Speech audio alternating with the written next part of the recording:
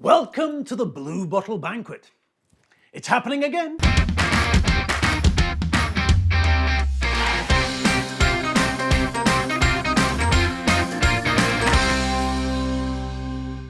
The flies of the Hungarian micro-opposition, well, the vast majority of them are descending en masse onto the turd that is the former Prime Minister Fletó.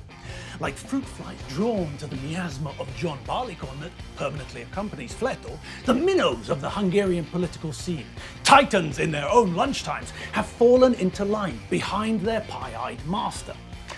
But even though I see it happening, I find it difficult to comprehend. Here we have nothing if not the most obvious example of a forced marriage. A fact which leads us to presume that this is not, in actual fact, anything more than the opening moves of a peacock dance which will run and run. Surely it's not possible to imagine that this isn't just the start of a bizarre mating ritual to determine who partners who.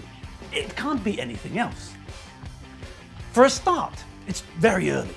Too early to start labelling others as running mates, isn't it? Most of the opposition are on board, but surely they're not as selfless as they like to make out. The opposition have united for a while now behind the mantra of anything as long as it rids us of Orban. But I can't see that the opposition players are anything other than extremely selfish. Even if they do claim to be great mates, the amount of horse trading which reveals the lack of selflessness is quite conspicuous. Just look, for example, at one of the results of the opposition coalition win at the local government elections. Everyone who was involved demanded a piece of the pie. That's only natural, but it gives the lie to the united front that the opposition want us to be convinced of. In order to see the determination of all these micro-parties to get their feet under the table, it's enough to consider how many advisors the incumbent mayor of Budapest, Karácsony Gergely, feels necessary. 41. 41 people to advise? Come off it. That's about as realistic as it sounds. What this reveals is the result of the horse trading which took place following Karácsony's victory. Various parties lined up and supported his cause, and now it's time to be repaid. They wanted cushy jobs close to the fire, and that's what they've been given. Don't let the smiles fool you. These people have daggers ready to ensure their own promotion. With this present loose coalition, there is one point which demands our attention. The fact that this coalition is being led, ostensibly, by Fletó Ferenc. Not so much yesterday's, more yesteryear's man. It remains a bit of an enigma that this man, well past his prime, can still maintain a presence in Hungarian politics, even if these days that presence is confined to the sidelines of the most minor leagues.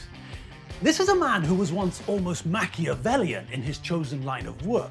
This is a man who alternately wormed and forced his way from the communist youth organization to the front of the Socialist Party, taking the place of a prime minister he pushed under the bus, deflecting questions about his plagiarized university work all the while. That was then. Now he's a bare shadow of what he was. Now, when he appears in Parliament, it's as though the opposition have sent in the clowns for a bit of light entertainment. But are we expected to believe that the others have fallen in behind him? Well, perhaps that's because they want a shield in front of them as they maneuver over the coming months. There's no chance that anyone can even trust Fletó to lead the way, but he's a sucker for believing he's popular, and the rest of the opposition can use him to deflect what's coming. Don't believe the hype. This lot are in it for themselves. They might smile for the cameras, but their fists are wrapped tightly around their daggers all the while.